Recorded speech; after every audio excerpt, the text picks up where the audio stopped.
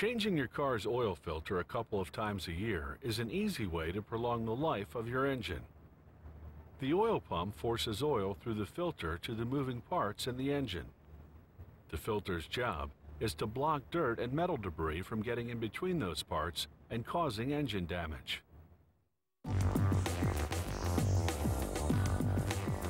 They make many oil filter parts from steel coil, a sheet of steel on a roll.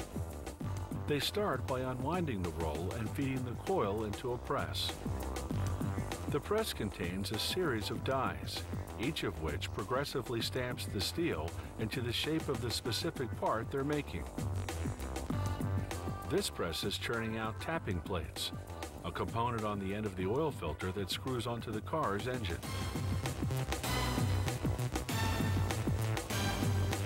Hot off the press, the tapping plates travel on a magnetic conveyor to the welding station. There, a robotic arm loads them onto the welding carousel. But before any welding begins, a nozzle applies sealant around the rim of each plate. This will fill any gaps left between the parts after welding. A robot now welds the tapping plate to another steel part called the bottom ring. This ring will hold the gasket, the rubber seal that prevents oil from leaking out as it travels through the filter into the engine. The welded parts, known as the bottom assembly, now go into a machine that cuts a thread pattern through the center. This will enable the oil filter to be screwed on to the engine.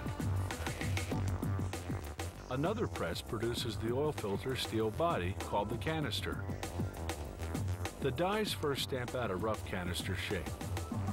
Then they reduce the diameter and make the can taller. Finally, they cut off the excess. Elsewhere in the factory, another machine cuts and perforates pieces of tin-plated steel coil and rolls them into tubes. We'll see where those tubes go shortly. Yet another machine prepares the filter's key component, a filter paper that works like a fine sieve, trapping dirt, carbon, and soot. First, the machine pleats the paper so it will fit inside the canister.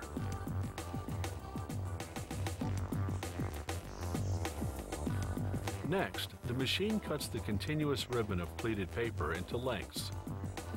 It folds each piece into a circle, fastening the ends with the steel clip. The next machine assembles what's called the filter cartridge. It places each filter paper over a tube. The tube's job is to reinforce the paper against the force of the oil pumping through it. This machine glues a capping disc on each end of the filter paper to hold the tube in place.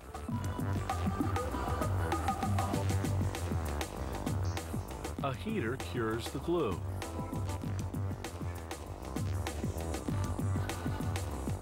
Now for the final assembly. As the canisters go by upside down, automated arms insert the filter cartridges.